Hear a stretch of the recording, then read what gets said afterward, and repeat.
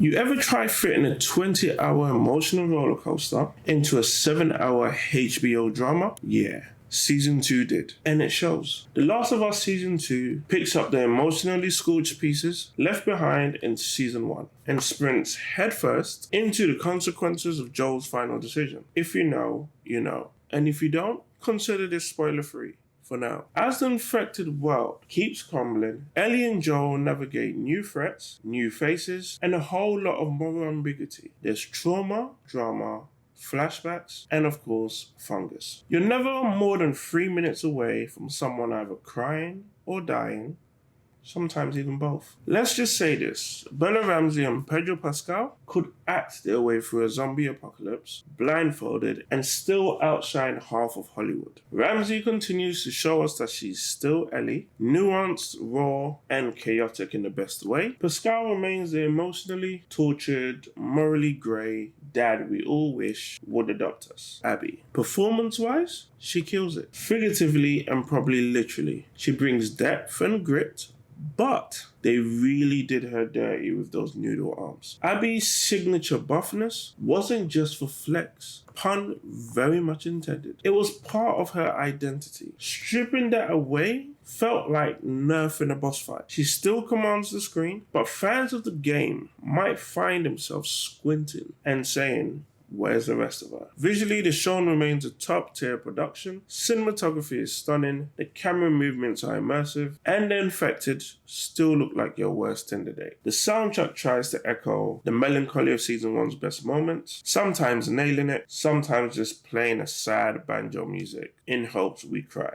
Episode 3, Into the West, deserves a standing ovation, and maybe a slow clap from across the apocalypse. It's a masterclass in tension building, weaving storylines, and showcasing chaos with meaning. This is where the budget and brains came together for a glorious 60-minute spectacle. It's the kind of episode that makes you go, this is why I pay for Sky TV, Sky Atlantic, HBO Max, wherever it is that you're on. Now let's talk about the story.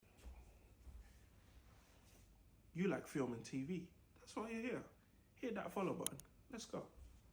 Season 2 has the impossible job of adapting the most divisive chapter of the Last of Us game franchise. And in trying to translate the game's gut punches to screen, it kind of fumbles the emotional football. Where Season 1 had an unforgettable long time episode to break us all collectively, Season 2 tries to recreate that magic more than once and ends up feeling like it's reading from someone else's poetry book. There are moments, good, painful, tension-filled moments, but there's also a finale that lands with the same tension as a toddler's handshake. For a show that's built on dread and heartbreak, the last episode felt like someone hit the snooze button on the apocalypse. And don't get me started on that cliffhanger. It's less, oh my god, what's next? And more, that's it? I waited for that? It's a kind of ending that makes you double check if you accidentally skipped an episode. Ultimately, Season 2 had massive shoes to fill and instead